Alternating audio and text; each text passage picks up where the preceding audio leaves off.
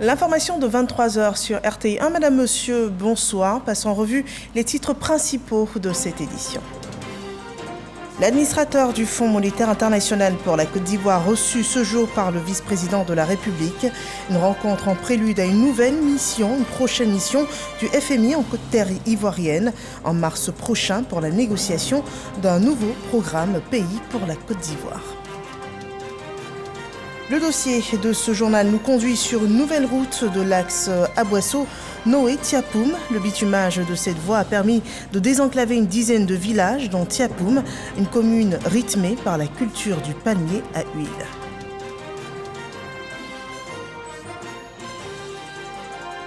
Et il sera aussi question dans ce journal de la filière riz qui est à la recherche de financement à Paris. Des sessions d'information sont organisées au Salon international de l'agriculture au stand de la Côte d'Ivoire. Les besoins sont estimés à environ 5 000 milliards de francs CFA. Bienvenue dans ce 23 h. Le vice-président de la République de Côte d'Ivoire s'entretenait ce jour avec l'administrateur du Fonds monétaire international pour la Côte d'Ivoire. C'est une rencontre autour du développement économique du pays. Il est d'ailleurs prévu dans le courant du mois de mars une prochaine mission du FMI en terre ivoirienne pour la négociation d'un nouveau programme pays pour la Côte d'Ivoire. C'est une réunion préparatoire que rapporte Jérôme Kofi Abola. Administrateur, il l'est pour le compte de la Côte d'Ivoire et d'autres pays d'Afrique au FMI, Fonds monétaire international. Fassiné Silla, c'est son nom. Il est ce mardi au palais présidentiel de Côte d'Ivoire pour échanger avec le vice-président de la République, Thiemoko Miliekone. Pour lui, cette rencontre constitue le cadre idéal destiné à établir un nouveau programme de vision commune sur le développement de la Côte d'Ivoire entre le FMI et les autorités ivoiriennes qui d'ailleurs l'honorent de leur soutien dans ses fonctions. Je ne pouvais pas venir ici sans dire merci aux plus hautes autorités et les remercier de m'avoir choisi comme leur administrateur au conseil d'administration du Fonds monétaire international. Ça, c'était le premier volet. Le deuxième volet, et ça, c'est pas un scoop que je vais annoncer, bientôt, la mission du Fonds monétaire international va être là pour faire une négociation avec un nouveau programme du pays. Et il était important qu'avant que cette mission ne démarre, que je vienne briefer mes autorités et qu'on ait des visions communes et qu'on sache qu'est-ce qu'il faut obtenir de cette mission. Également pour l'administrateur du FMI, Fassiné Silla, cet entretien avec le vice-président de la République est une occasion d'affirmer sa détermination à tout mettre en œuvre pour encourager la Côte d'Ivoire à continuer de jouer son rôle de moteur pour sa croissance économique dans la sous-région. Les besoins de croissance de la culture du riz en Côte d'Ivoire présentés au Salon international de l'agriculture à Paris. La filière rizicole est à la recherche de financement et met en lumière les opportunités d'investissement dans ce secteur. Environ 5 000 milliards de francs CFA seraient nécessaires pour l'autosuffisance en riz de la Côte d'Ivoire, selon le témoignage de Jean-Jacques Kwame. Principal aliment pour la quasi-totalité des Ivoiriens, le riz a une consommation moyenne par habitant et par mois d'environ 85 kg. Ces informations ont été données par les responsables de l'Agence pour le développement de la filière riz ADERI lors de la conférence prononcée au Salon international de l'agriculture en France. Ces chiffres, en progression de 6% chaque année, posent le problème du besoin de consommation de cette denrée alimentaire estimée à environ 1 850 000 tonnes. L'objectif justement c'est d'appuyer ces acteurs-là pour accroître la rentabilité, la productivité et faire en sorte que le riz soit rendu disponible pour l'ensemble des Ivoiriens. Et pour cela, il faut travailler sur la mise à disposition de semences de qualité, il faut travailler sur la mécanisation, il faut travailler sur la maîtrise de l'eau. Les investissements dans le secteur sont estimés à environ 5 000 milliards de francs CFA. Sont concernés la production, la commercialisation, l'équipement. Les investisseurs français venus prendre part à la conférence ont marqué leur adhésion au projet. Je pense un des plus grands moments de l'investissement qui va se passer en Côte d'Ivoire sur la partie agricole. C'est un énorme challenge et on est très heureux de pouvoir y participer et de vous aider au mieux possible. On peut apporter des solutions pour tout ce qui est irrigation, Quand il y a nécessité d'avoir des stockages tampons ou des stockages de plus ou moins grande taille, on a un produit qui est assez facile à installer et qui a fait ses preuves sur beaucoup de marchés en termes d'irrigation. Venez investir dans la filière riz en Côte d'Ivoire, c'est un secteur porteur. C'est le message lancé par le ministre d'État Kwasi Adjoumani aux opérateurs économiques. Si vous venez en Côte d'Ivoire pour investir, dites-vous que le terrain est déjà préparé. Et l'ADERI, malgré ses modestes moyens, a aménagé certains espaces qui sont même irrigués et où on installe des jeunes et des femmes pour produire du riz. En y investissant, on ne perd pas. Ce sera donc des investissements gagnant-gagnant. Ce partenariat gagnant-gagnant va permettre à la Côte d'Ivoire de réduire sa dépendance au marché mondial, donc de couvrir les besoins de consommation en riz estimés à environ 2,3 millions de tonnes par an. Et voilà, des perspectives se dessinent bien pour le secteur du riz en Côte d'Ivoire. Et nous venons au dossier de ce journal. Si vous aimez prendre la route, eh bien suivez-nous dans le sud Comoé, à un peu plus de 170 km d'Abidjan, sur l'axe Aboasso-Noé-Tiapoum.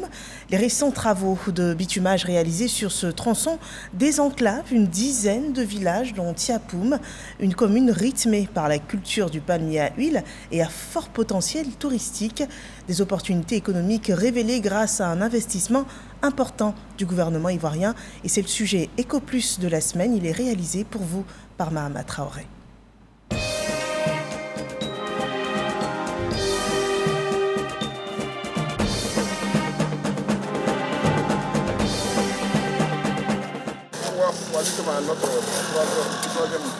Dégager le sable de la voie, ici, c'est le rituel après chaque pluie. Pour les populations d'Edjambo, dans le département de Tiapoum, région du Sud Comoé, cette tâche est loin d'être une corvée. Bien au contraire, jeunes et adultes s'y adonnent à cœur joie. Notre patrimoine, il faut conserver ce patrimoine, il ne faut pas le gâter. Donc il faut vraiment que nous qui avons bénéficié de ça, il ne faudrait pas que le gouvernement se décourage de nous. Le patrimoine à préserver est cette nouvelle route qui traverse désormais leur village. Elle part de l'axe Aboasso-Noé pour rallier la ville de Tiapoum. Bâtie entre 2018 et 2021, elle est longue de 33,5 km, relie une dizaine de villages et traverse des centaines d'hectares de palmiers à huile. Sa réalisation aura coûté à l'État de Côte d'Ivoire plus de 46 milliards de francs CFA. Avant sa construction, les populations n'avaient d'autre choix que d'emprunter cette piste, un calvaire auquel le chef de l'État a décidé de mettre fin en honorant sa promesse de connecter Tiapoum au reste du pays. Par le passé, nous, on ne pensait pas qu'un jour on allait bitumer Tiapoum. Et je me souviens quand le président, en 2010, a dit qu'il allait investir plus de 60 milliards à Tiapoum, nous, on ne croyait pas. Mais aujourd'hui, c'est chose faite. Le président a investi plus de 80 milliards dans le département de Tiapoum. Quand il dit à un fonctionnaire qu'il a affecté à Tiapoum, il avait du mal à venir. Lorsqu'il se débrouille et qu'il arrive ici, souvent il va demander une affectation pour partir. Nous-mêmes, lorsque nos parents avaient besoin de nous, on faisait beaucoup de calculs pour nous mettre en route. Aujourd'hui, c'est avec le sourire qu'on vient ici à Tiapoum. Le goudron, c'est le développement. Une fois que la route est arrivée, je crois que les villages ont commencé à se développer. Donc c'est une joie pour nous. Ce projet n'a pas que désenclavé Tiapoum. Il l'a aussi façonné en réalisant les premiers linéaires de bitume de la ville. Une voirie caractérisée par ce boulevard et cette artère principale que l'on retrouve au centre-ville. Les habitants savourent cette métamorphose de leur cité. Mais les gros camions pour arriver ici, il faut que j'aille prendre ça au goudron. Maintenant, ce n'est pas le cas. Des camions de combien de tonnes là viennent facilement ici. Donc pour moi, c'est un avantage. Pas pour moi seul, mais en tout cas pour tout Tiapoum. Avant, il n'y avait pas de goudron ici. Mais actuellement, on voit qu'il y a goudron. On roule tranquillement. Et tous nos projets qui sont ici, bon, ça marche un peu pour nous aussi. Donc avant, on cultivait manioc ici, on n'arrive pas à vendre. Mais actuellement, par rapport au goudron, on voit que les bâchers rentrent ici pour prendre nos manioc. Et puis bon, on est en liberté aussi. On voit que ça nous plaît beaucoup. Tiapoum a changé de physionomie et la seule station-service qu'elle compte pour l'heure en profite. La circulation désormais aisée avec les localités environnantes, les conducteurs de véhicules ou d'engins à 2 ou 3 roues s'approvisionnent régulièrement en carburant. Un pic d'activité que l'on constate également à la gare routière. Avec l'arrivée du bitume, on est très satisfait. Très satisfait parce qu'on arrive à faire plusieurs rotations sur la ligne à Boisseau, à Tiapoum. L'activité marche. Et tout ce que je fais, en tout cas, c'est rapide. Je suis un pisteur, donc ça me facilite de faire mes opérations au niveau d'Anville pour revenir à Boisseau, Maféré pour revenir facilement. L'espoir de développement est désormais perceptible à Tiapoum et le potentiel est là. En même temps qu'elle facilite l'écoulement des produits agricoles, la nouvelle route longe une berge lagunaire frontalière au Ghana et offrant à Tiapoum le décor d'une presqu'île à découvrir. Un gisement touristique encore peu exploité, faute d'infrastructures. Un seul réceptif hôtelier opère actuellement dans la zone. Aujourd'hui, le mètre carré de terrain est passé à Tiapoum certainement de 300 francs. Aujourd'hui, nous sommes à peut-être certainement à 2000 francs. On ne fait que commencer.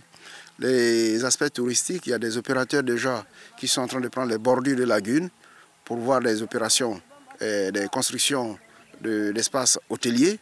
Et je pense que ça aussi, c'est important. Nous avons en prévision la construction d'un bac entre la Côte d'Ivoire et le Ghana. Mais le bac, il ne peut être intéressant que s'il y a une fluidité dans la circulation. Et cette fluidité vient avec le bitumage. Si toutes ces intentions d'investissement se concrétisent, nul doute que Tiapoum sera la nouvelle destination touristique. Et voilà un sujet sur les opportunités économiques qui se dessinent à Tiapoum et ses environs après le bitumage de l'axe Abouasso-Noé-Tiapoum, un dossier que vous pourrez retrouver sur les www.rti.info. Parlons d'état civil et pour cela, nous restons toujours dans la région du Sud Comoé, précisément à Grand Bassam, où se tient un séminaire d'information de l'ONESI sur la sensibilisation des administrations publiques. On le voit avec Sidonie Davila. L'Office national de l'état civil et de l'identification veut une administration publique ivoirienne partenaire dans le déploiement de la stratégie nationale de l'état civil et de l'identification SNESI. Aux représentants des ministères présents à Grand Bassam, l'ONESI a expliqué la nécessité pour les administrations de faire évoluer leurs pratiques en utilisant les solutions et outils à leur disposition pour la vérification des titres produits par l'ONESI et authentifier leurs porteurs. À ses hôtes, Ago Christian Kodia a fait savoir que le registre national des personnes physiques, RNPP, est maintenant une réalité. Ce séminaire marque pour nous une volonté de la mise en commun des efforts des différentes compétences de nos instances décisionnelles afin d'aboutir à un projet commun qui est la traduction en action des mesures prises par le gouvernement en vue de la mise en œuvre de la stratégie nationale de l'état civil. Le ministre Vagondo Diomandi a lui invité les Ivoiriens à s'inscrire dans la modernisation de l'état civil et l'identification. Plus de 400 000 cartes d'identité nationales attendent encore leurs propriétaires dans les centres de l'ONESI. L'ONESI, bien évidemment, ne pourra pas garder indéfiniment ces cartes. J'invite donc les Ivoiriens à se rapprocher des centres de l'ONESI ou à utiliser les canaux d'assistance disponibles. Il s'agit des call centers, il s'agit de l'application MyONESI ou tout simplement du site web de l'ONESI afin de retirer la carte qui attend son propriétaire. Le registre national des personnes physiques, RNPP, créé par décret le 9 mai 2018, a consolidé la mise en place de la stratégie nationale de l'état civil et de l'identification, SNESI. Et nous voyons à présent la situation du coronavirus en Côte d'Ivoire.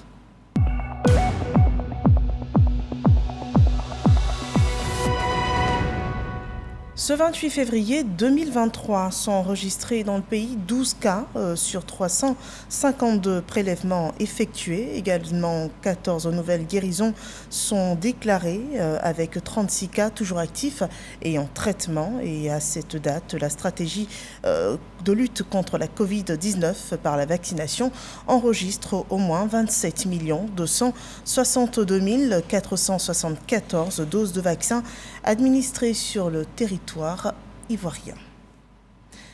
La ville d'Odiéné installe son nouveau chef canton, Bakary Touré, de la lignée du premier du nom, le patriarche Vakaba Touré, et le nouveau Djamana Tigui, installé sur un trône, Coran à la main et bâton du chef, lui sont remis en tant que premier dépositaire du pouvoir traditionnel dans le Kabadougou. C'est le reportage de Eugène Atoubé. Dans les encablures de la grande mosquée d'Odiéné au rond-point du quartier Libreville, la cité du Kabadougou abrite son plus grand événement de l'année 2023, au dire des populations. Filles, fils, cadres, forces vives et invités de toutes marques vivent la ferveur et l'émotion née de l'installation du Djamana Tigui du Kabadougou, expression de leur attachement à la tradition. C'est un symbole important, c'est l'ordre, c'est également la maîtrise de toutes les institutions traditionnelles. On souhaite Yamanti de rassembler tous ses fils. La tradition reste toujours la tradition. Notre rôle, c'est de rassembler tous nos enfants dans la cohésion, le développement. Le Djamana Tigui est l'équivalent dans le Kabadougou du chef de canton. Dans le respect de la tradition, le choix a été porté sur Bakary Touré, petit-fils de Vakaba Touré, fondateur du royaume du Kabadougou à la fin du 19e siècle et premier de s'aligner à exercer le pouvoir de Djamana Tigui. Le rituel de l'intronisation du nouveau Djamana Tigui de Kabadougou est solennel. Tout ce qui exige la tradition en pareille circonstance est minutieusement exécuté. Il y a des liens entre ces trois familles Touré, la famille de Vakaba Touré, la famille de son neveu Vassanessi Touré, la famille de son frère Vabourema Touré. Ils ont été rejoints par d'abord les Garasuba, ensuite les Komara et enfin les Sissé. Et on dit aux trois autres venus, si vous voulez rester avec moi à Odiéné, acceptez le règne de cette famille Touré. La chefferie du Kabadougou restera toujours de la famille de Vakaba et jusqu'à l'éternité. Ça ne pourra pas changer. Alhamdoulilah Rabbil Alamin, le Djamana Tigui est là. Nous savons aujourd'hui que notre parole, notre douleur, tout mot que le Kabadougou veut adresser au Yodi, fait parler à la Chambre des rois, on sait que vraiment ça va arriver au bout. Vêtu de son daliba, boubou dans lequel se reconnaît tout Odiénéka, le Djamana Tigui est conduit jusqu'à la chaise royale au son du tamblé, le tambour qui sort pendant les grands événements. Le corps du Bafing l'accompagne également. Il lui assure soutien, encadrement et protection tout au long de son règne. Dans sa nouvelle charge, le Djamana Tigui du Kabadougou reçoit ses attributs. La canne, symbole de droiture, et le Saint-Coran pour perpétuer l'œuvre des pères fondateurs du Kabadougou.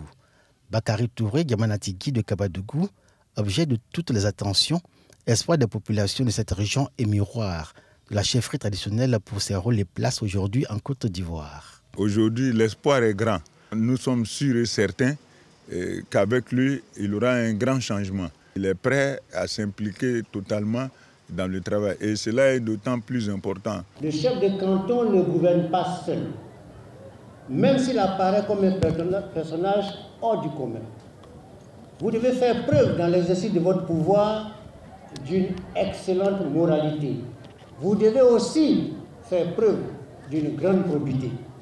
Vous devez être animé au quotidien d'un esprit d'équité, de justice dans les jugements que vous rendrez au cours des conciliations pour maintenir et surtout renforcer la cohésion sociale et la paix. Le nouveau Djamana Tigui de Kabadougou est septuagénaire, financier de formation qui a longtemps exercé dans le privé. Il dispose d'un cadre de travail adéquat et approprié, le Djamana Tigui So, qu'il a fait visiter à ses invités de marque, au premier rang desquels le ministre Bagondo Diomandé de l'Intérieur et de la Sécurité. Voilà, le respect des traditions, une grande valeur pour tout peuple africain. Portons à présent nos regards sur l'avenir de tous les peuples africains, la jeunesse et en Côte d'Ivoire, l'année 2023 est l'année de la jeunesse. Sur instruction du chef de l'État et la région du Tongpi s'approprie ces instructions. et avant les heures, le Conseil régional du Tonkpi sonde les différentes composantes de la jeunesse de cette région, selon la correspondance de FPOE. Des représentants des principales couches de la jeunesse du Tonkpi, issus de différentes sensibilités politiques, d'associations diverses, des étudiants de l'Université de Mans, au domicile d'Albert Touaké-Soumabri, président du Conseil régional du Tonkpi. Une rencontre avec comme objectif, entre autres, d'échanger sur la vision du président Alassane Ouattara qui a décrété 2023 comme année de la jeunesse. Les différents intervenants ont fait part de leurs attentes. Une initiative appréciée à juste titre. Nous voyons cela comme une opportunité. Nous voyons cela aussi comme une manière de pouvoir porter notre voix plus haut. Parce que vraiment, les autres années antérieures, on menait des combats qui n'étaient vraiment pas reconnus. Et je crois que cette année-là, notre voix va partir encore plus haut. Tout ingénieur demande le matériel nécessaire à son bon épanouissement. Parce que nous sommes ingénieurs, je précise, de conception. Et nous sommes amenés à concevoir. Alors nous prions d'avoir tout le matériel nécessaire d'abord à parfaire notre formation afin d'apporter un plus au développement du pays. Le président du Conseil régional du Tonkpi a indiqué que cette rencontre pose les prémices du contenu local à donner à l'année 2023 concernant la vision du président de la République. Nous avons profité pour leur dire les efforts qui ont été faits au niveau du Conseil régional depuis quelques années, notamment pour le secteur de l'éducation, mais aussi nous avons indiqué les perspectives, notamment dans le secteur de l'éducation, de la culture, dans le secteur économique, les opportunités de création d'emplois, de formation que nous allons occasionner avec le soutien de l'État et de nos différents partenaires. Et justement, une belle opportunité de formation pour les étudiants de l'Université polytechnique de Mans, résultant de l'accord de jumelage entre la région du Tonkpi et celle de Fès-Meknès au Maroc. Bientôt, l'Université polytechnique de Mans sera dotée d'une imprimante 3D. Et l'année de la jeunesse se traduit sous tous les angles de la société ivoirienne. À Korogo, la ville a choisi l'aspect culturel avec la Semaine nationale des arts et de la culture. On le voit dans cet élément de Soro Corona. Apothéose de la 7e édition de la Semaine nationale des arts et de la culture à Korogo. 3 faits majeurs, le défilé des différentes danses patrimoniales invitées à cette édition. Les meilleurs acteurs culturels ont été élevés au grade de commandeur, officier et de chevalier dans l'ordre du mérite culturel ivoirien. Parmi ces personnalités distinguées, le ministre directeur du cabinet du président de la République, les ministres de la communication et de l'économie numérique, de la culture et de la francophonie et le chef du canton de Korogo.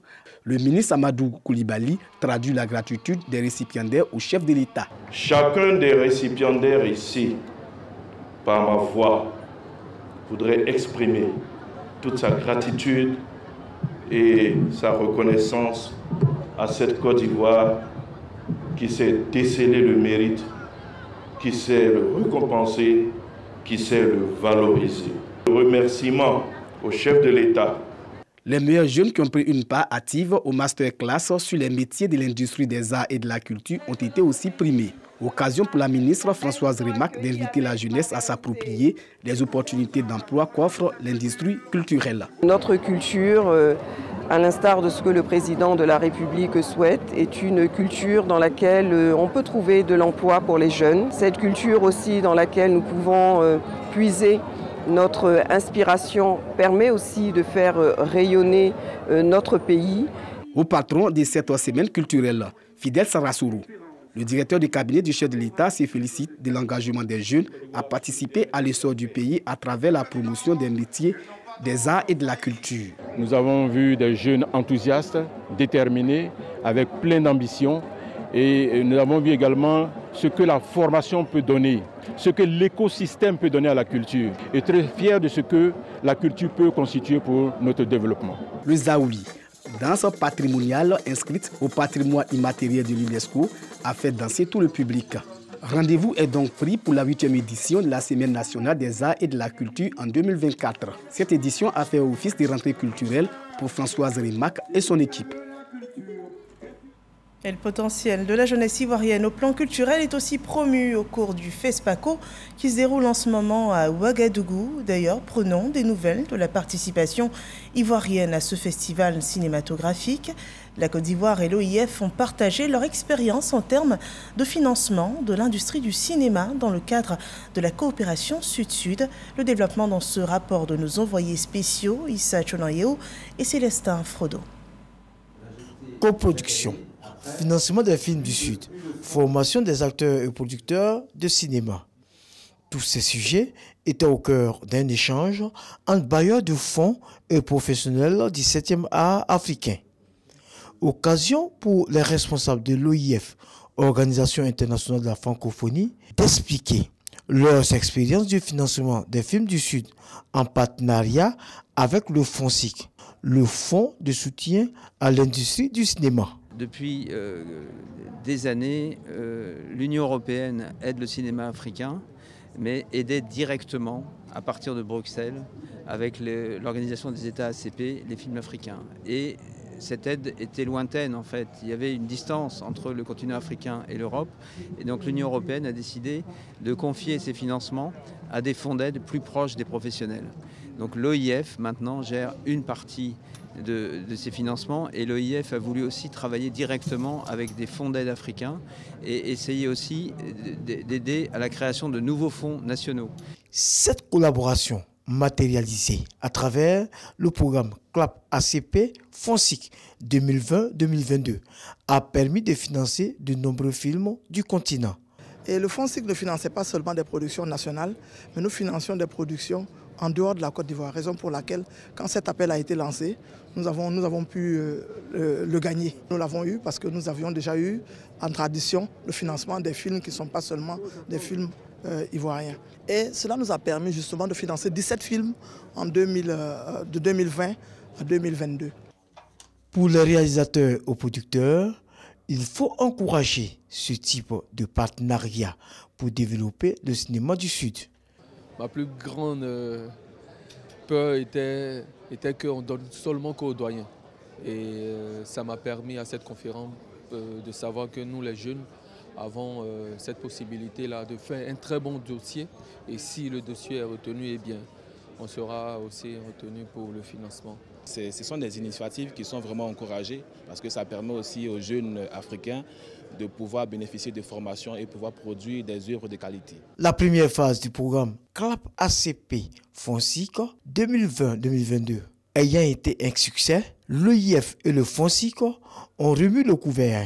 Ainsi, la deuxième phase du programme 2023-2025 est mise sur pied pour le bonheur des cinéastes. Et nous restons dans la sous-région et parlons de sport. Il s'est tenu à Dakar au Sénégal le 7e congrès de l'Association internationale de la presse sportive. 21 pays dont la Côte d'Ivoire ont pris part aux travaux qui ont vu l'élection du Sénégalais Abdoulaye Thiam en tant que président des journalistes africains de la presse sportive. Odalekbe. Il dirigera l'Association internationale de la presse sportive section Afrique pour les 4 années à venir. En présence du ministre des Sports sénégalais, Yankoba Diatara, Abdoulaye Thiam a été élu par 19 pays à jour de leur cotisation, dont la Côte d'Ivoire sur les 21 pays inscrits. Une victoire d'Abdoulaye Thiam, c'est une victoire de l'Association nationale de la presse sportive du Sénégal. C'est une victoire du Sénégal parce que, comme vous le savez très bien, n'eût été les autorités sénégalaises, particulièrement le président de la République, l'organisation de ce gala-là, de ce congrès ici, n'allait pas être possible. Une occasion pour le comité exécutif sortant de dresser son bilan moral et financier sous la supervision du président de l'AIPS, Gianni Merlo. Le dirigeant a profité de cette rencontre pour donner des conseils aux journalistes sportifs africains et souligner que le prochain congrès de l'AIPS se tiendra du 8 au 12 mai 2023 à Séoul, en Corée du Sud. Présente à Dakar avec une délégation de 4 journalistes, la présidente de l'Union nationale des journalistes de la presse sportive de Côte d'Ivoire, Cathy Touré-Kodo, s'est réjouie. Pour elle, la Côte d'Ivoire ne pouvait pas être absente à ce grand rendez-vous. D'abord, pour pouvoir repositionner notre union sur l'échiquier international, mais aussi en tant que journaliste dont le pays organise la prochaine Coupe d'Afrique des Nations.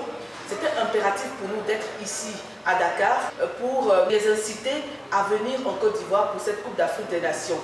L'objectif principal a été donné par notre président de la République, son Excellence Alassane Ouattara, qui est d'organiser la meilleure Coupe d'Afrique des Nations jamais organisée.